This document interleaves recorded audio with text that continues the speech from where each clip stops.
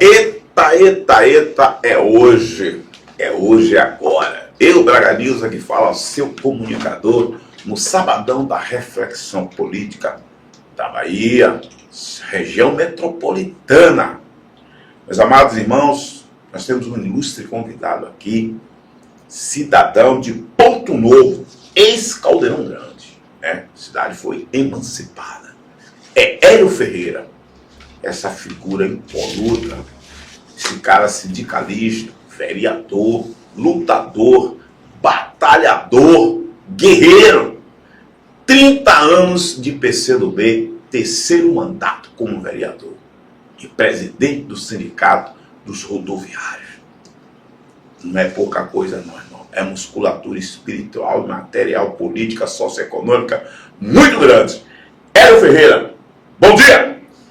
Bom dia a toda a bancada, bom dia a todos os ouvintes, deixar aqui um abraço forte e aqui agradecer pelo convite, né, de estar aqui dando minha contribuição nesse bom debate, né, que a gente faz, e parabenizar, né, os meios de comunicação, você, né, toda a bancada aqui que leva essa mensagem para as pessoas, né, leva essa mensagem a gente poder estar falando o que a gente pensa, o que a gente propõe, como que a gente vai melhorar a vida das pessoas. Rapaz, a bancada é peso pesado. Pois é. Ao meu lado está meu amigo e irmão Carluxo, secretário por 4 mandatos aqui em Lauro de Freitas, e um secretário que não deixou mágoa, que não deixou mancha, diante da sua lisura e de sua capacidade, se deu bem em toda a secretaria e fez o bem ao povo de Lauro de Freitas. Também, mandatos de vereador também. Carluxo, o seu bom dia, Hélio Ferreira, e seja bem-vindo aqui nessa bancada.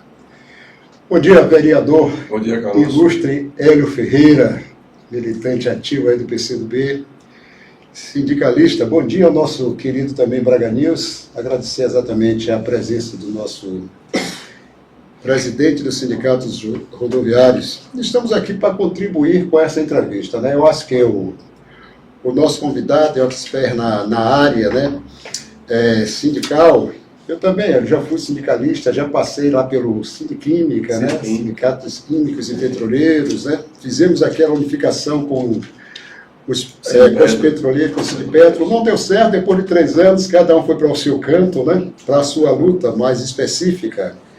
Mas nós sabemos exatamente que, como estávamos falando, né, são posições difíceis, né?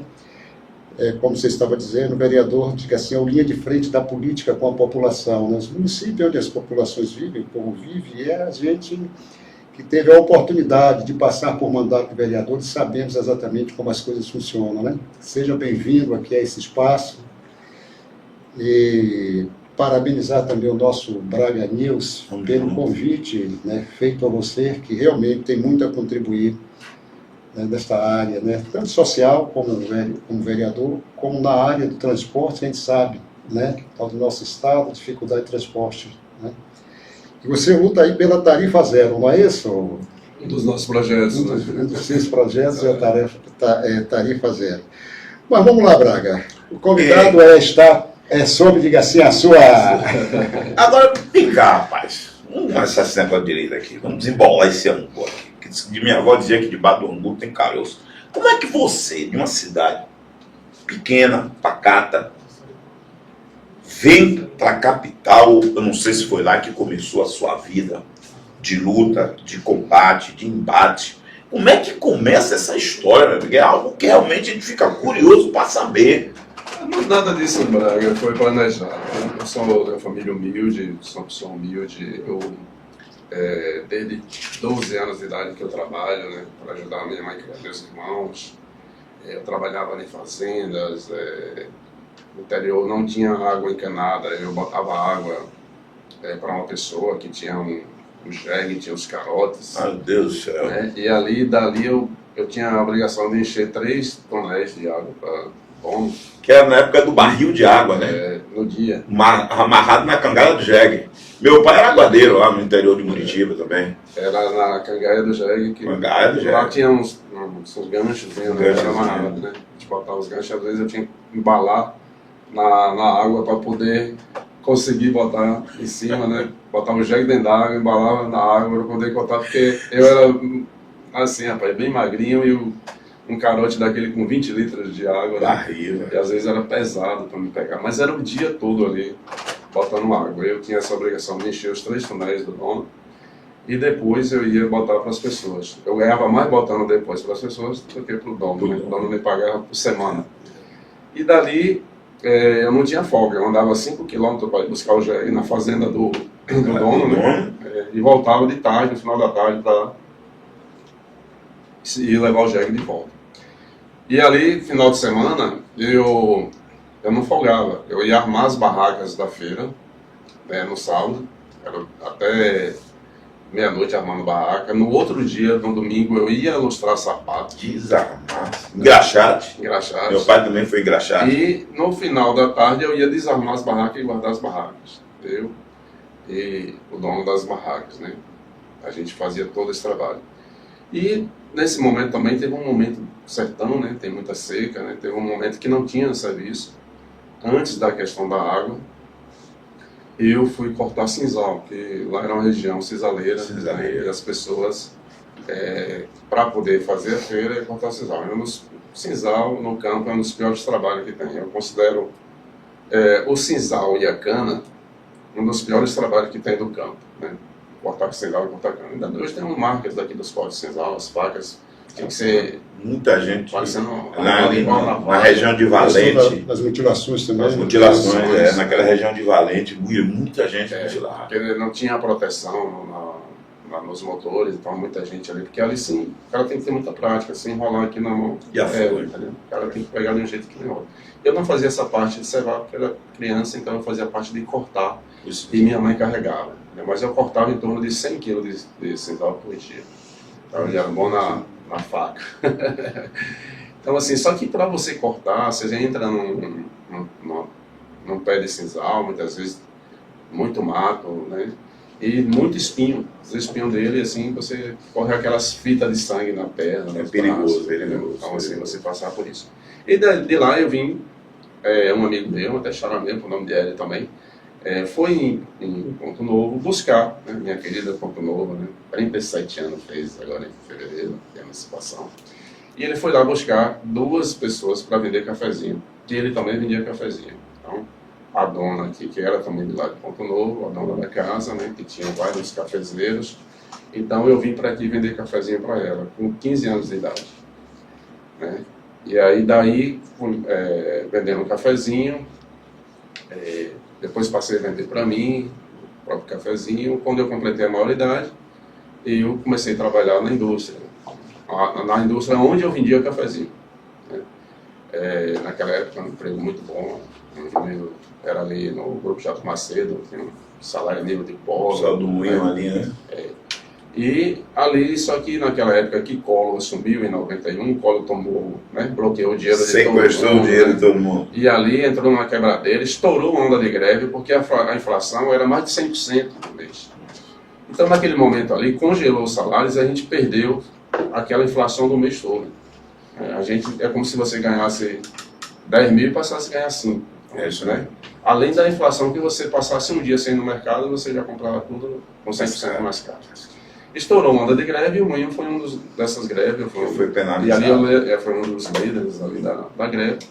E aí foi todos os grevistas demitidos após a greve. Conseguimos a vitória, né? Conseguimos o aumento, né, de 84% na época.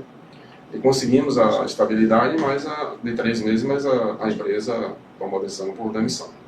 Mas como é que tu se envolve nesse negócio? Acho que é do sangue. Tu veio vender cafezinho, tu empregou, não foi para a empresa, estoura aquele problema do sequestro do dinheiro das pessoas. Exato. E aí tu aparece no sindicato. Eu quero saber essa entrada, essa penetração nesse meio sindical. Eu acho que vem assim é uma coisa Você inesperada. acha que a venda do cafezinho lhe mudou, lhe ajudou não, eu acho a entender? Que tem algo que lhe move, assim, naturalmente, né? Teve um movimento, aí teve ainda assim, depois da demissão, eu fui vender cachorro-quente ali no Largo do Tanque. Né? No momento que surgiu o cachorro-quente, eu vendia bastante cachorro-quente. Cachorro-quente as pessoas começaram a fazer em casa, e aí não deu não estava dando mais, eu comecei a fazer teste de empresas de ônibus. E aí fiz teste na Algum Já, fiz teste na Liberdade. A Liberdade não me quis na época, disse que meu salário do Moinho era muito alto. E aí fiz na Campo Grande. A Campo Grande me chamou. Liberdade é Lival Figueiredo? Não, eu não... Lembra, acho que não lembro do nome. E aí a Campo Grande me chamou. E aí eu comecei a trabalhar na Campo Grande. E aí de lá Campo Grande comecei a fazer a militância nas CIPAs. Aí entrei no PCdoB, comecei a militar. Tudo começa pela CIPA. Pela CIPAs. E aí comecei a militar no PCdoB, através da corrente sindical classista, que era uma tendência da época da CUT, hoje é CTB. E dali, né, nessa militância, depois me tornei sindicalista, em 2009, depois fui diretor de comunicação, fui um dos melhores diretores e dali me destaquei, me tornei tesoureiro, e logo em seguida me tornei presidente do sindicato, né, e daí comecei a entender que a gente deveria também participar por dentro do parlamento, porque tem uma voz no parlamento. Tem uma voz dentro do parlamento, né? Porque o parlamento é onde se decide muitas coisas. Então, é o combustível econômico da população. E aí, a primeira vez candidato, fui eleito, né, com mais de 8 mil votos. E ninguém acreditava, ninguém achava, mas fui eleito. Naquela época, 8 mil votos. 8 mil. Voto. Quase 8.500 votos. Hélio, a pergunta sempre aos nossos entrevistados, parece que já é uma coisa rotineira, né? Clichê. Como começou, isso é verdade? E na realidade nós que somos da esquerda, nós começamos sempre nessa militância, diga assim, vinda da necessidade, das dificuldades que passamos, né? Você é um cara que vai para a esquerda, entra exatamente em toda a luta, tem uma história, diga assim, de sofrimento no seu interior, trabalhando desde criança com muita dificuldade no CISAL, né, e outras áreas, né, como ser relator. É algo interessante, né? E essa é a luta dos diga-se, militantes da esquerda. A diferença da esquerda e da direita, né? A direita exatamente herda dos seus pais, dos seus familiares, as suas heranças, né? As suas empresas, e se coloca numa posição contrária por não conhecer a luta do povo. E nós que somos, diga assim, pessoas sofridas, né? Eu também fui sapateiro lá no Nordeste de Amaralina. Minha mãe alugou a casinha que a gente tinha, pequenininha, lá na Vila Massa, aquela região ali, aquela subida, né? Imagina, já era mais valorizado que o Nordeste estava começando para sobrar dinheiro para a gente comer. Alugou lá, fomos para o Nordeste. E lá no Nordeste foi também, diga assim, sapateiro. Trabalhei com o seu Nafim, né? Engraxando sapatos, aquela coisa toda. Depois nós fomos, diga assim, para frente de mercado, pegar uma mercadoriazinha para levar para alguém. E a luta exatamente de nós que somos nossa da esquerda é exatamente essa, né? Nós entramos na militância justamente para melhorar as condições de vida do trabalhador. Se nós perguntarmos, e sempre que perguntamos a alguém da direita como começou, ele vai dizer que realmente quase sempre é herança de pais, é de pai para filho. A esquerda é exatamente o contrário, é a militância, é a luta, é a necessidade de melhorar a condição, né? E na medida que você se enfronha no mundo do trabalho, você vai percebendo que você precisa verdadeiramente... E as né? dores e as necessidades. Claro, né? você precisa exatamente estar militando.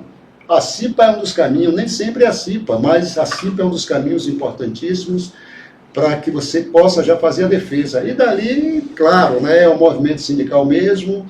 E como você colocou muito claramente, né, a luta sindical ela tem limitações, porque ela defende uma classe, mas você sabe que o sofrimento é de toda a sociedade. Aí você já parte da luta sindical para a luta política, porque você quer ampliar o horizonte das suas defesas, né, do seu trabalho. Né? Parabéns, amigo, eu acho que somos assim mesmo, né, o movimento é assim, o sindicalismo é assim, os, diga assim, parlamentares da esquerda vieram desse sofrimento. E a nossa causa é exatamente essa. Parabéns aí pela sua história belíssima. Eu também quero dar os parabéns pela sua análise, né, sua avaliação sobre esquerda e direita, que muita gente não compreende. Isso é perfeito. Né? E além dessa questão da esquerda e direita, a direita, além de ter patrimônios, né, riquezas, de herdeiros, né, de heranças, ela se preocupa muito em acumular riquezas. Né? E a gente não, a gente se preocupa em dividir. Né? a gente não se preocupa em acumulação de riqueza, a gente se preocupa em dividir, né?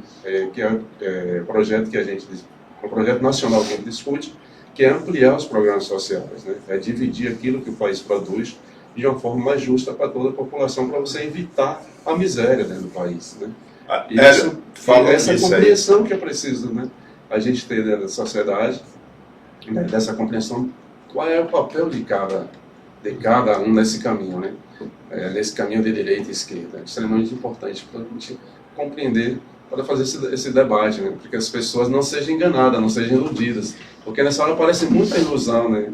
Principalmente nas horas das eleições, aparece muito discurso de ilusão com as pessoas, iludindo as pessoas, né? Para um projeto que não é daquelas pessoas, né? Que não é das pessoas mais pobres, dos trabalhadores, dos que mais precisam. É um projeto de acúmulo de riqueza para os ricos. Eu digo para você o seguinte, Hélio, tanto eu como o Braga, nós somos evangélicos. Eu sou evangélico, o Braga é evangélico. E a gente percebe, inclusive, a bolha... Meio doido mais, né? A gente percebe, inclusive, a bolha em que vive, diga assim, parte da sociedade brasileira, né? Onde exatamente a boa comunicação não chega a eles. Há uma pregação de pastores, inclusive orientando determinados meios de comunicações, que são aqueles que os orienta exatamente para as práticas, diga assim, da acumulação do capital, da riqueza, a teoria, diga assim, da prosperidade. Eu acho que todos nós queremos ser prósperos, né? Sim, sim. Isso não, a esquerda... eu vi uma entrevista, inclusive, de Flávio Dino, com uns repórteres aí, onde os caras simplesmente, uma das mulheres perguntaram, né? Não vou dizer o nome dela, até para não dar publicidade para ela. Ela dizia o seguinte, mas o senhor está com um iPhone, né, marca tal, tudo mais. Ele, sim, a tecnologia é algo maravilhoso, mas eu quero ela para todos, né? Eu sou comunista, eu sou socialista. O socialismo ele não quer dividir a pobreza, não, ele quer dividir a riqueza.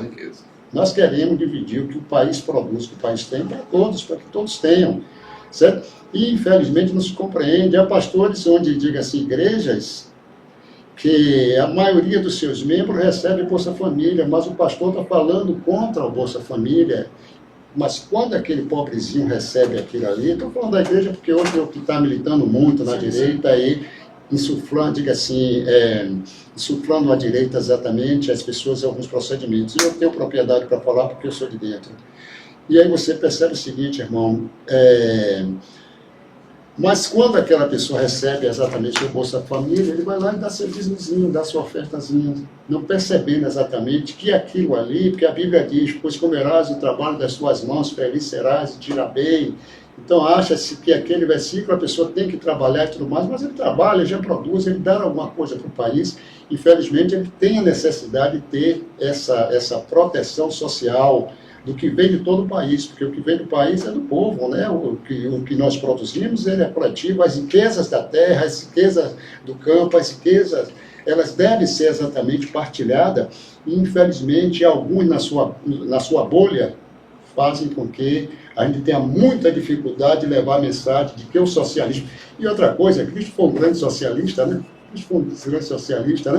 Então eu gosto muito de trazer para esse campo, porque eu quero falar com esse campo, eu quero falar com a direita, né? O nosso campo, a gente falar só para a gente, né, Hélio? A gente já sabe os nossos conceitos, o nosso povo já conhece exatamente o propósito exatamente do socialismo, da divisão das riquezas, da divisão do trabalho, da participação coletiva nos bens que devem ser coletivos realmente.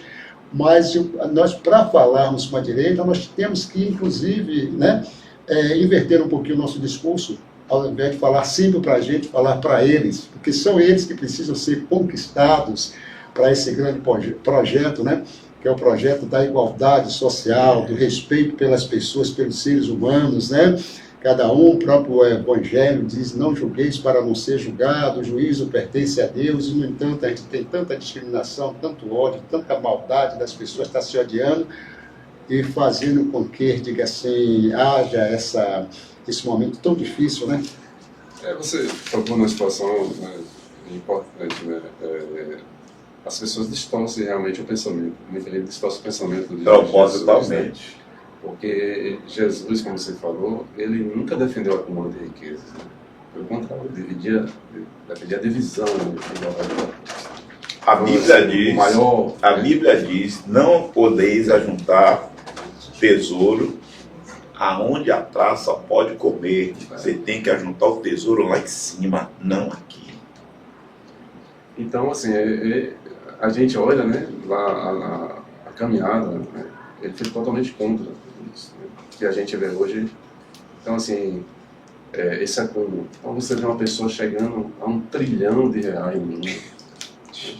O que a pessoa vai fazer com R$1 trilhão? Né? A pessoa nunca vai conseguir gastar um dinheiro. Então, assim, outros têm bilhões. A pessoa faz com bilhões. É dinheiro para muitas gerações. Para que essa acumulação gigantesca dessa forma de riquezas, de patrimônio, de dinheiro, de acúmulo, onde tem milhões de pessoas passando necessidade, passando miséria. Então, essa coisa que a gente precisa combater, essa desigualdade, entendeu? É de ser próximo, né? É todo mundo ser próximo. A gente quer ser próximo, a gente quer ter uma vida confortável, né? Mas a vida seja para todo mundo, né? Não só para meia dúzia de pessoas. Né? Mas, Hélio, veja bem, nós estamos aqui nessa bancada com um cinzaleiro aguadeiro. E um sapateiro. Dois sapateiros. Carpinteiro, marceneiro e um sapateiro. Dois. O que eu quero chamar a atenção nessa conjuntura é que esse aguadeiro não ficou sendo aguadeiro, esse cinzaleiro não ficou sendo cinzaleiro, esse sapateiro não ficou sendo sapateiro e esse marceneiro não ficou sendo marceneiro. Profissões maravilhosas, né, Hélio? Eu acho que se ficássemos também, a gente estava produzindo socialmente. Mas aí você vai ter que entender, meu amigo, minha linha de raciocínio. Eu um marceneiro carpinteiro, tudo bem. Ele era um aguadeiro cinzaleiro. Ia ficar carregando água no lumbo do burro até hoje, não ia. Entendeu? Até porque já tem água. A indústria, o sapato acabou o sapateiro, que era liceu de arte e ofício, onde você fazia sapato. Você não faz sapato mais para ninguém, nem conserta, não tem nem de consertar. E eu não tenho mais onde fazer marcenaria ou carpintaria, que hoje tudo é aglomerado, tudo agora é pré-moldado, tudo é tudo isso aí. Então acabou para todo mundo. Qual a minha vertente? Você foi pro polo, você é operador, certo? Você sindicalista, você foi ser motorista, não é isso? Você hoje é do sindicato e é empresário e é vereador. Eu estou dizendo isso, Carlos, é porque não podemos cair no ostracismo do comodismo. Que essas pessoas que estão ouvindo a gente aqui entendam que há uma missão de crescimento. Né? O meu diretor ali está dizendo que é para a gente ir para a pauta. E agora eu quero saber de você, Hélio, quero saber de você como se desenvolve o seu mandato político e que negócio é esse de tarifa zero, velho. Me explica esse negócio que eu quero entender. Olha, nosso mandato é um mandato popular, é um mandato que governa ouvindo as pessoas, né? E é um mandato dos trabalhadores e das comunidades. É um mandato que tem contribuído muito com a cidade. Nós já transformamos de vários projetos de lei encaminhados, já transformamos 3 projetos em lei, que são projetos para que os advogados tenham acesso às repartições públicas, para os saques de alvará e outros documentos, que isso beneficia também os trabalhadores, que são processos de maioria de trabalhadores. Fizemos um projeto da prioridade de vacinação para os trabalhadores de transporte, né, que são importantes. Uma categoria essencial, mas não tinha essa prioridade na política de vacinação. Imagine o cara no volante, recebendo todo tipo de pessoas e o cara não está vacinado. E agora a gente conseguimos, ontem mesmo foi sancionado o projeto de valorização do trio elétrico como patrimônio cultural da humanidade. Né?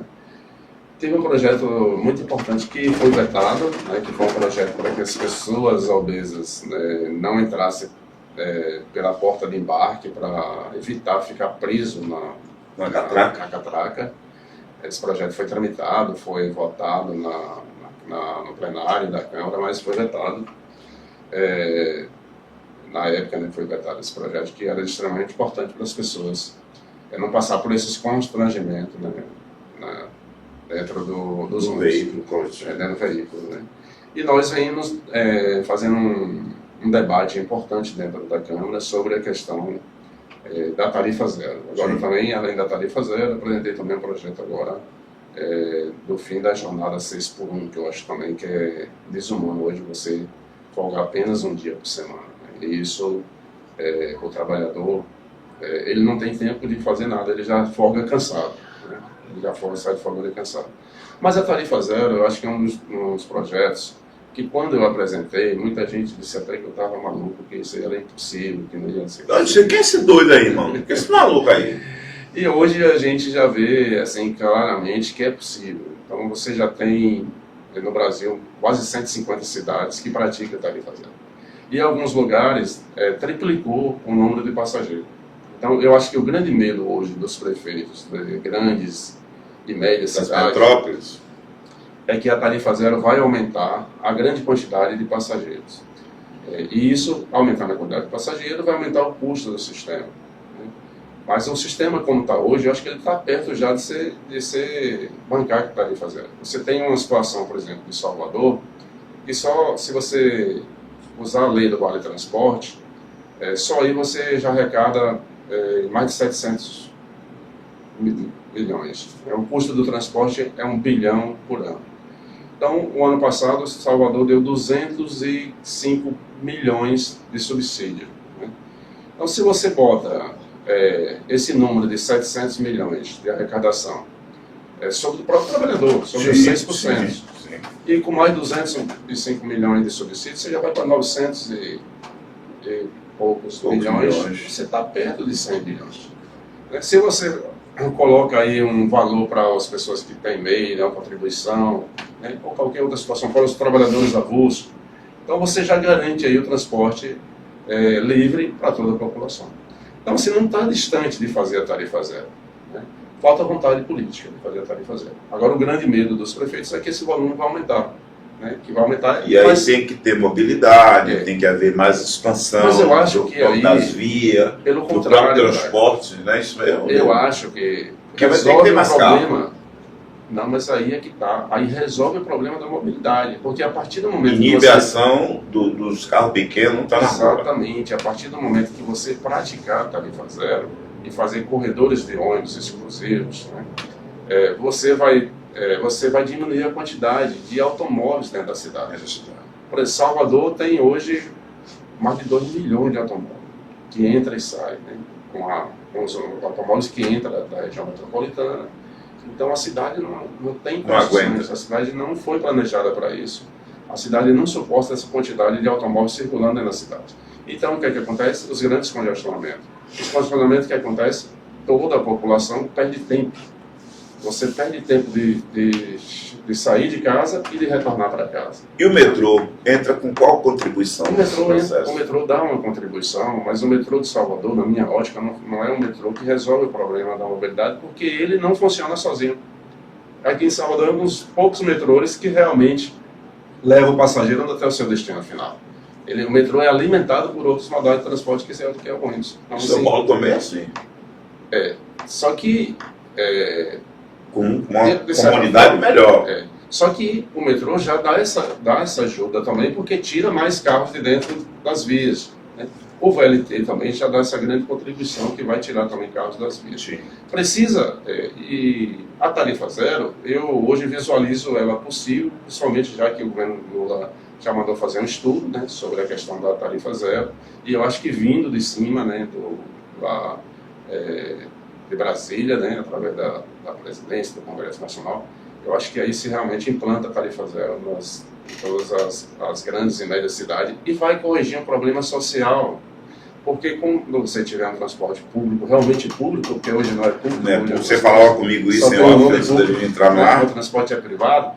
Então você vai dar oportunidade às pessoas de ir cultuar a sua fé, né? De ir procurar um médico, cuidar da saúde, de fazer um exame, de tomar um curso profissionalizante, de estudar, de fazer uma faculdade, de fazer né, de botar os filhos na Até para o escola. próprio lazer, né? O a lazer. cultura, né? Eu acho que Exatamente. facilita as pessoas mais Procurar cedo. emprego, né, ter o seu lazer, porque hoje as pessoas estão hoje presas dentro dos bairros. Ele é limitado ao vale transporte para ir e vir trabalhar. Isso. As pessoas estão presas dentro dos bairros sem poder sair para poder fazer as suas atividades que eu coloquei aqui de cultuar sua fé, de ter lazer, de ter acesso à saúde, de ter acesso à educação. Né? E além disso, quando você praticar a tarifa zero, por exemplo, digamos que Salvador pode chegar a um aumento de 40% de aumento de passageiros, você vai aumentar a arrecadação do município em 40%.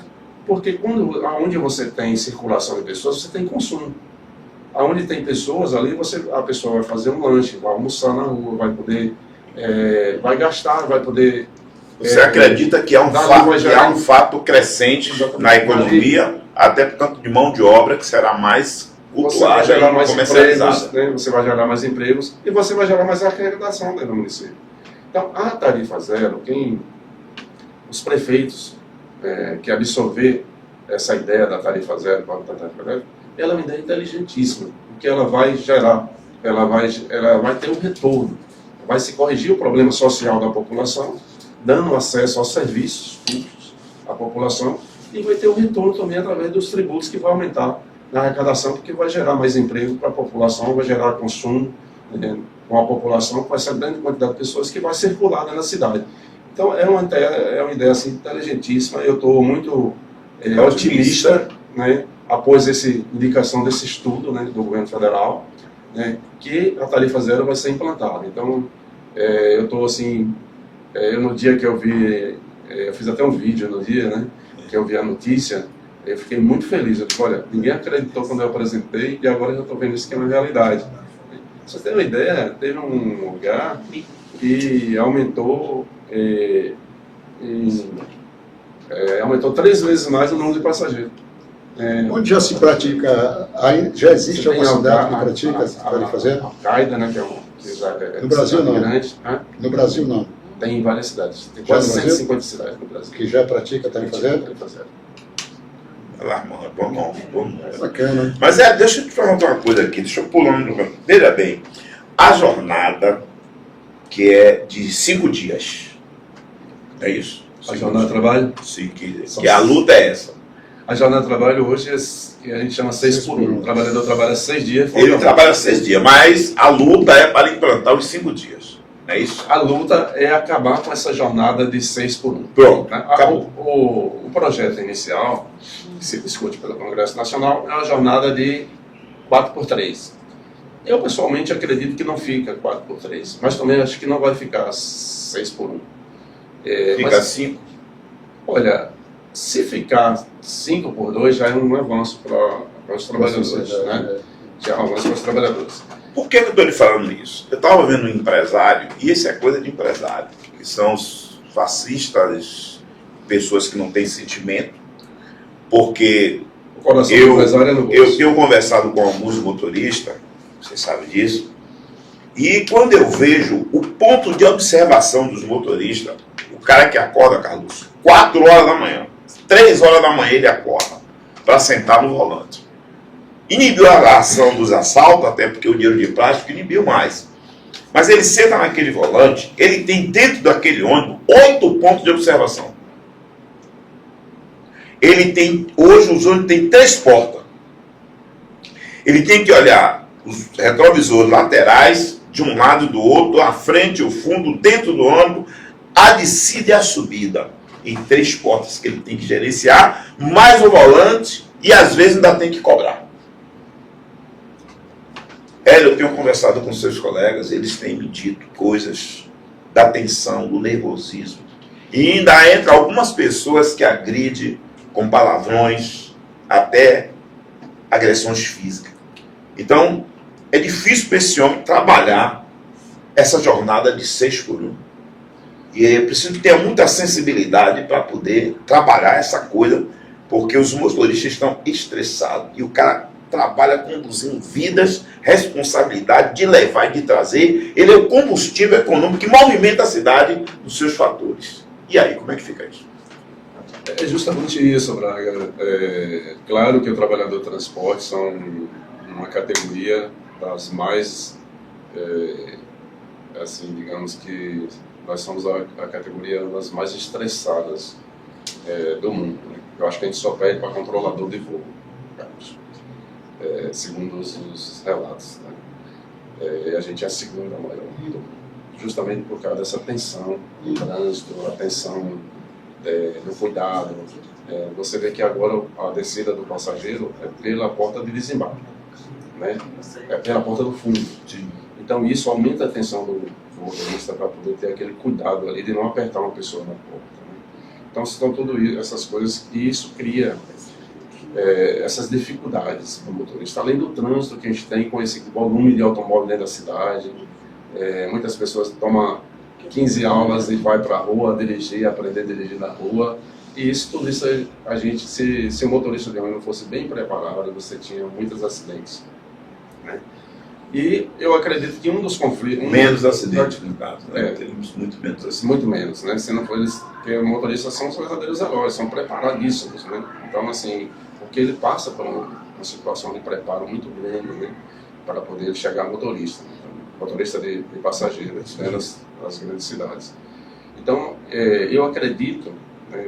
e você ainda tem a pressão das empresas, você ainda tem a pressão dos órgãos de controle, né, que aperta a fiscalização, né, você tem quando algum fiscal incompreensivo que multa de qualquer forma, né, por qualquer coisa. Você tem uma ideia, nós temos uma situação ali na Hospital Sara, naquele ponto, o fiscal muda porque o cara parou atrás do ônibus e depois multa porque o cara parou na frente. A gente já fez até alguns movimentos ali. Mas eu acredito que uma das coisas também que provoca esses conflitos é justamente a questão do pagamento da tarifa. Você tem uma tarifa cara e uma população, né, que ganha, serviço, ganha per capita baixo e muitos desempregados. Então, e esses que trabalham não têm transporte para poder sair para fazer outra coisa que não seja ir para o trabalho e voltar para casa. Então, isso começa a ter atrito, porque às vezes a pessoa precisa sair, às vezes precisa... Né? Então, cria atritos ali de alguma situação que corre essas coisas de agressão verbal e às vezes até física aos trabalhadores rodoviários. Então, é o seguinte, a tarifa zero ia diminuir muito isso aí. Né? E além disso, a tarifa zero, Carlos, ela... Só um pouquinho, fica à vontade, fica à vontade. Ela, além de corrigir esse problema social, ela ia proteger vidas. Né? A tarifa zero ela ia ajudar a proteger o meio ambiente da cidade, ela vai ajudar a diminuir os acidentes, então ela vai proteger vida, porque ela vai diminuir mortes, ela vai diminuir lesões, né? Porque vai diminuir a quantidade de acidentes. Ela vai proteger o meio ambiente, porque vai diminuir a emissão de gases, porque vai diminuir a quantidade de carros dentro da cidade. Né? Aí você vai ter um ônibus elétrico, né? Então você vai proteger o meio ambiente, proteger a vida, proteger as pessoas e corrigir o problema social e dar oportunidade às pessoas de ir e vir para fazer as suas, para ter acesso aos serviços públicos. Maravilha, Braga. Eu entendo o seguinte, que Como é que tá, meu diretor? Um projeto extremamente Tá fechado? pensado, onde a contribuição social ela é extraordinária, né? Você traz exatamente a questão, você vê, nossa sociedade é uma sociedade corrida, estressada.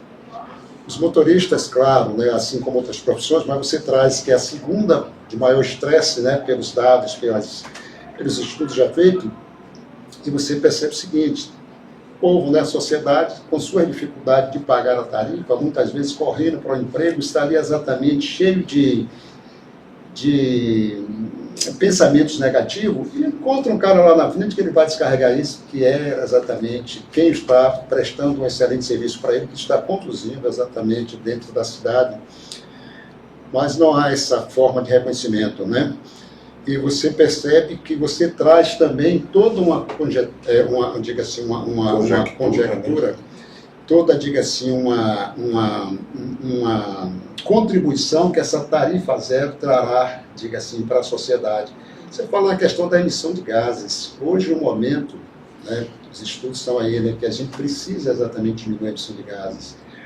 Há uma vaidade em todos aquele carro. O carro hoje é uma necessidade realmente, mas há aqueles que para ir na padaria está usando o carro. Né? Para ir na padaria está usando o carro. E isso faz com que as cidades elas fiquem, diga-se, bastante... um conglomerado de carros muito grande. Eu acho que a tarifa zero realmente ela resolve muito. Mas me fale, economicamente, vamos falar economicamente, sabemos que o Estado tem sim possibilidades para isso, você falando um pouco mais. Mas o que é que eles têm dito sobre isso? O que é que os prefeitos têm falado sobre isso? O que é que eles colocam, quais são as dificuldades colocadas pelos prefeitos para que esse projeto de tão ampla, diga assim, possibilidades sociais não seja aceito e aprovado com mais facilidade? A questão das prefeituras, o que eu percebo em algumas posições é a questão financeira. Que eles acusam que é impagável, né? O sistema, esse valor de R$1 bilhão. Mas eu acho que não é só isso, porque você tem os caminhos de resolver essa questão financeira, como eu já coloquei aqui. Eu acho que é vontade política mesmo. Eu acho que falta vontade política mesmo. Mas eu não acho inteligente. Eu acho que se fosse mais inteligente, o prefeito que fazer isso, ele ganha também politicamente. Porque ele vai ficar na história como ele garantiu esse direito para as pessoas. Falta ter essa visão, né, social, né? Mas nós temos muita gente dentro da política, como você foi também, né, político, e nós temos dentro da política que não pensa no social, né? Não pensa em cuidar das pessoas, dessas pessoas, né? Então, porque assim, quando você vai aumentar em 40%, você vai aumentar 40% do atendimento na saúde, do acesso à educação, do lazer. Então isso também vai ter que botar mais funcionários lá na área da saúde, mais nessa área da educação, né, para atender as pessoas. Então, só que isso é uma obrigação de gestão de cada prefeito, atender as pessoas, né, dar acesso às pessoas ao serviço da cidade. Só que hoje você tem essa grande quantidade de pessoas, que eu acredito que é mais de 30%, que está excluída. Está excluída dos serviços porque não tem acesso ao serviço público. Então, isso é lamentável, né? Eu só queria fazer um registro que, além da tarifa zero, é um projeto que está tramitando na Câmara de Salvador, né? E já em vários municípios do Brasil, inclusive no Congresso Nacional, está se tramitando. Eu apresentei também um outro projeto ligado a esse projeto, que é o projeto do agente de bordo. Né? Qual é a ideia? É garantir a segunda pessoa dentro do ônibus para não tirar o cobrador. Né? Então, assim, isso vai fazer com que tenha ali o cobrador, essa pessoa dentro do ônibus, com os mesmos salários e benefícios do cobrador, para ajudar o motorista a operar o elevador para o deficiente, porque imagine um motorista ter que manejar um ônibus em uma ladeira, cheio de gente para descer. Então você precisa de ter uma segunda pessoa ali para auxiliar um idoso, para auxiliar o motorista na descida do passageiro pela porta, na porta traseira, para auxiliar ali a gestante. Então é necessário ter uma segunda pessoa dentro do ônibus, e essa pessoa seria aí o cobrador, e você não perderia o posto de trabalho do cobrador, com todos os direitos, né, que tem hoje o cobrador. Então eu tive esse cuidado também de apresentar. Além disso, Braga e Carucho, e toda... Cristina Cleito, que é nosso operador de áudio ali. Sempre nós estamos falando de corrigir um problema social e dar oportunidade às pessoas de usar o serviço da cidade, né? Dar o direito de ir e vir, que está sendo cessado, que é um direito constitucional, né? Que está sendo cessado para mais de 30% das pessoas. Aí, para nós, aqui falando com o Ibilo agora, né? Para nós, trabalhadores rodoviários, iria gerar uma série de oportunidades. Porque se você aumenta 40% da frota, você ia aumentar 40% de mão de obra. Você ia dar oportunidade para as pessoas que querem ser motorista, ser promovido, quer ser mecânico, quer ser eletricista, quer ser bombeiro. Então você ia ter mão de obra e ia aproveitar essas pessoas que já estão dentro, que querem. Você tem uma grande quantidade de gente hoje que quer ser motorista, que é cobrador e está preparado para ser motorista. Então tem outros que querem ser outras funções. Então você ia ter também essa oportunidade. Então, esse projeto da Tarifa Zero assim, é fantástico, ele abrange tudo isso que a gente discutiu aqui. E o projeto do agente de bordo é um projeto que eu tive esse cuidado também para poder garantir aí o segunda pessoa e os postos de trabalho dos cobradores. Como diz meu amigo Batatinha, a acabou o milho, acabou a pipoca. Mandar um abraço aqui para o Uziel, que você não mandou esse abraço para ele. Ele vai, que vai. Então, com as considerações finais, meu amigo Carluxo, né? Vou fechar com você. Hélio, graças a Deus, nos fortaleceu com essa musculatura muito importante. Queria dizer o seguinte, entrevista maravilhosa, vamos fechar com Hélio, né? Ele já fez, mas deixa ele deixar um abraço dele aqui para os eleitores dele, porque ele também tem eleitores aqui em Lauro de Freitas. Agradecer, Hélio, a sua presença aqui, eu acho que foi extremamente esclarecedora. É pena que o tempo, né, já passou, que a gente não percebeu. Né? Nós não percebemos exatamente o tempo, o pessoal já está ali nos orientando a finalizar, né? Mas parabéns e conclamar todos vocês, né? Vamos lutar pela tarifa zero, é algo que traz benefício para toda a sociedade. Tarifa zero já, viu? Então está na hora da sociedade se movimentar, apoiar o projeto, pressionar exatamente as autoridades, aos seus vereadores também, mesmo aqueles que não votaram em Hélio lá em Salvador, porque isso vai servir, não é só para Salvador, começa Salvador, vem para Lauro de Freitas, vai se ampliar para os municípios, e é algo poderoso, é algo grande. Então, gente, vamos na luta aí, juntamente com o nosso vereador Hélio Ferreira, PCdoB de Salvador, 3º mandato, lutando pela tarifa zero, assim como outros projetos que foram apresentados por ele. Vamos acompanhar o mandato do companheiro e ajudá-lo, porque são pessoas assim que nós precisamos para nos representar. Obrigado, Hélio, parabéns pelo seu trabalho. Eu que agradeço, Braga, Cristina, Cleito, nosso conselheiro tutelar aí. Cleito é xará do meu filho, meu filho é Cleito também. Assim, é um debate muito bom, né? Agradecer, você falou aqui que eu fui ter voto aqui, eu tive mais de 200 votos aqui para deputado, eu estou o primeiro suplente do deputado do PCdoB nessa legislatura. Eu acredito que eu não fui eleito porque o partido federalizou,